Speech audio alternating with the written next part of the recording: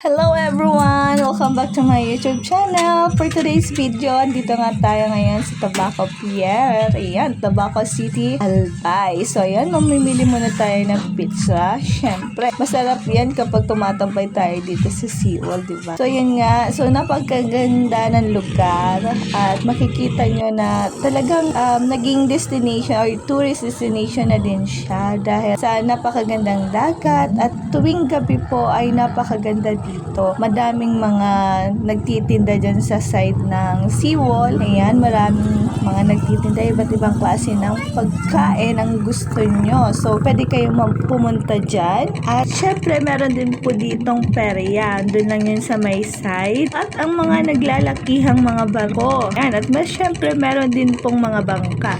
Ayun nga, ipapuntang isla. Ayan. So, makikita nyo yan, yung isla ng San Miguel. Shoutout mga taga San Miguel. Subscribe na kaya sa aking YouTube channel. So, yun nga. So, dito tayo. Mamamasyal tayo. Papunta tayo dun sa may side, sa may seawall ng Fatima, Tabaco City. Ito yung favorite place namin na kung saan dito kami madalas tumambay ng aking hubby. So, masarap at masaya, diba? Kapag merong quality time na tinatawag. So, yung time na nilalaan nyo sa bawat isa, kahit sa ilang minuto or oras man yan. So, yan, tara mamasyal na tayo. So, ito na nga. So, napakarami dito na mga nangingisda. So, ayan. So, syempre ito ay napakasarap nga yan. Sabi ko nga sa inyong pizza. So, simple lang, pero talagang sulit na sulit dahil kasama mo yung mahal mo. Ichar. So, yun nga, andyan. So, meron nga din ditong mga isda. Ayan, if makikita nyo. Ayan, nakihan mo na lang yung mata mo dahil sure, baka makita mo sila. So, ayan nga, meron maliliit dyan na isda na naglalangoy-langoy. So, ayan nga, guys. So, ayan, if makita mo. So, ang linaw ng tubig ngayong araw, no? Kitang-kita yung ilalim ng karagatan. So, ayan yan, nagsisalakihan na bato. Ayan. At nagsisiksikan mga isda. At ngayon, dyan nga sa gilid ay merong mga nangingisda.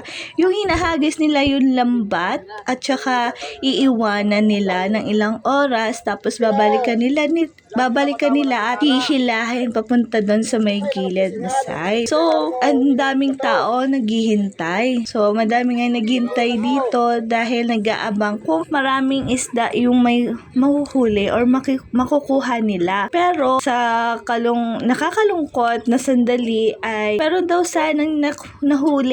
Meron sanang nahuling malaking isda kaso nakawala. So, yun lang din ang nakakalungkot, no? Sa mga nangingisda na kung saan grabe yung effort nila. Talagang binibigay nila yung time, tiyaga, bilad sa araw. At yung, yan, lalangoy pa sila. Maglalagay ng mga net sa side. Tapos yung expectation nila na sana marami yung isda. So, yun nga, nakakalungkot kapag after ng mga time ng paghihila nila ay walang laman yung lambat. Meron man pero kakaunti lang at hindi yun sasapat sa lahat ng taong naghila ng mga net. So, yun nga, shoutout sa mga mangingisda natin, sa lahat na masisipag na mangingisda natin dito sa Tabaco City. Saludo po kami sa inyo dahil talagang napakasipag ninyo sa maghapon na pagtatrabaho at para mataguyod ang inyong mga pamilya. So, alam po namin na hindi imposible at hindi